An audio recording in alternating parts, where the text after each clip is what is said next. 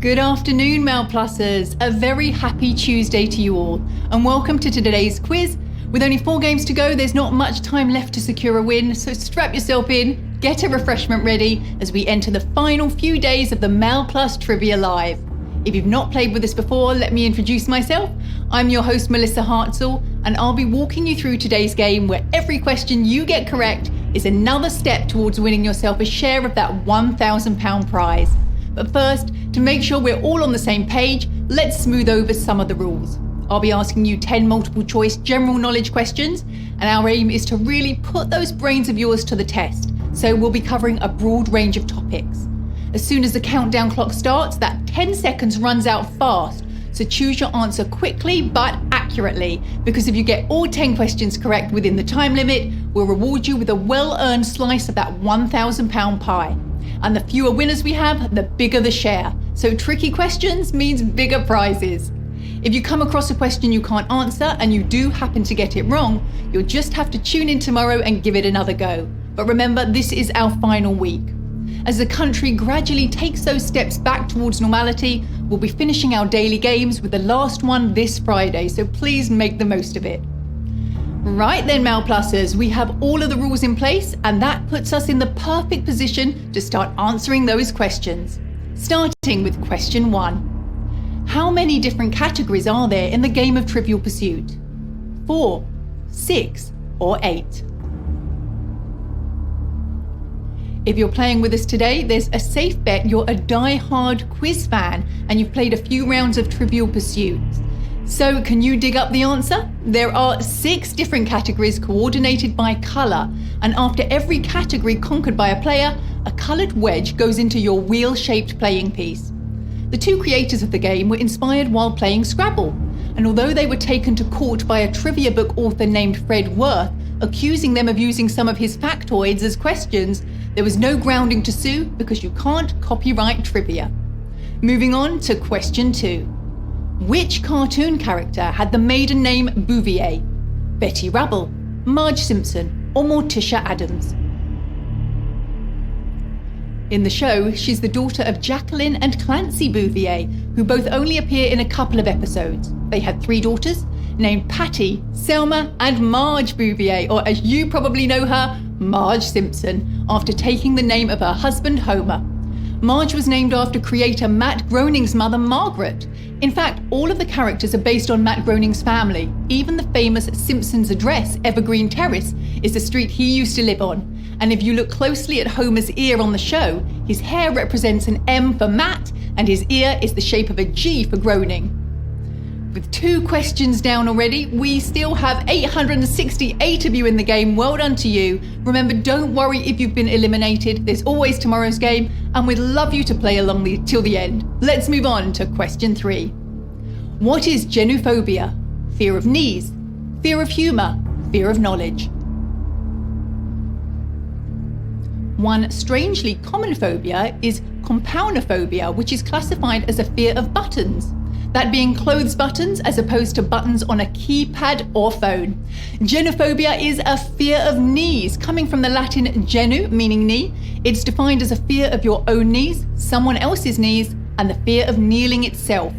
Sufferers of the condition usually have their symptoms sparked by the sight of knees that triggers a memory of discomfort you might experience when kneeling on something uncomfortable. Here's question 4. What was the first name of Alison Steadman's character in Gavin and Stacey? Paige, Pat, or Pam? Not only was the show a cult hit, it gave birth to a new curry dish, which is now served in some restaurants. In one of the episodes, the character Nessa orders something called a jam Danny hash, which she claims is a duck dish cooked with honey and lime, but it didn't really exist. However, in 2010, some Indian restaurants in Wales added the creation to their menu in the show's honour. It's Pam who's Gavin's mother in the show. The show, which was produced by fellow comedian Steve Coogan, ran for 3 series and returned recently in December 2019 with a Christmas special starring the original cast. Let's see what we have for you in question 5. A scold is the collective noun for which group of birds? Jays, chaffinches, or magpies? with collective nouns for birds such as an unkindness of ravens or a murder of crows. You might wonder where they get these descriptions. The origins of these collectives seem to be born out of the British aristocracy, who named these groups while hunting as a humorous way of distinguishing the groups of animals they were going out to hunt. And if you were on a countryside walk, you might perhaps see a scold of jays. With regards to the other two, it would be a parliament of magpies or a charm of chaffinches. And with around 620 species of birds here in the UK, that's a lot of collective nouns to come up with.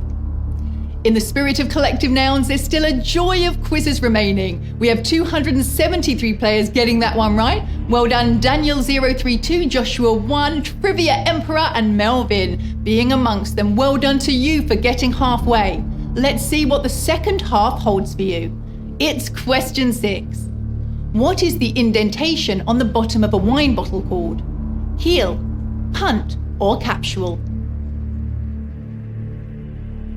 Originally, the indent was functional in that it was pushed up by the glass blower to make sure the bottle would be able to stand upright.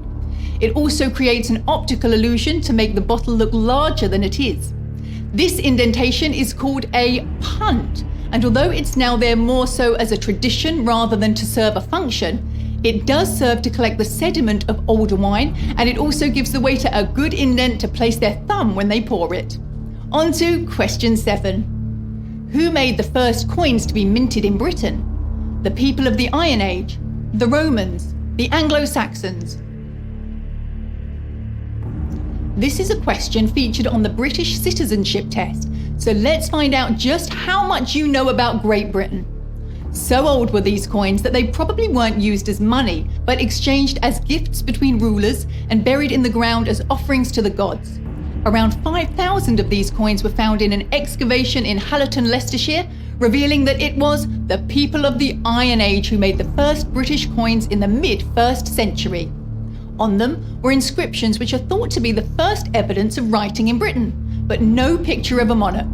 If you've ever wondered why the Queen is facing to the right, it's been tradition since the 17th century for monarchs to face the opposite direction to their predecessor. With one exception, Edward VIII refused to follow this tradition and preferred to face left the same way his father, George V, had faced.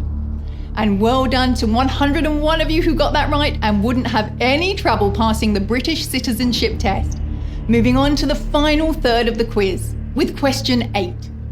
What vitamin does an egg not contain? Vitamin C, vitamin B, vitamin D?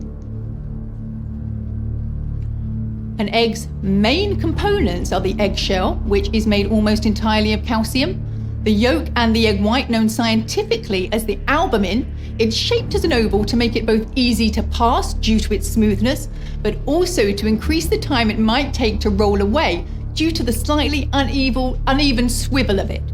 An egg is high in vitamins D and B, but it doesn't contain vitamin C. If you need a strong dose of vitamin C, be more adventurous than just having a glass of orange juice. Try blending up some broccoli and Brussels sprouts, which both have a much higher concentration than orange juice does. Here's question 9. What is the most populous state capital in the USA? Phoenix, Tallahassee, or Boston? The state capital which is the least populous is Juneau in Alaska, with around 32,000 inhabitants. However, the state that is the least populous is Wyoming, with just over 500,000 people.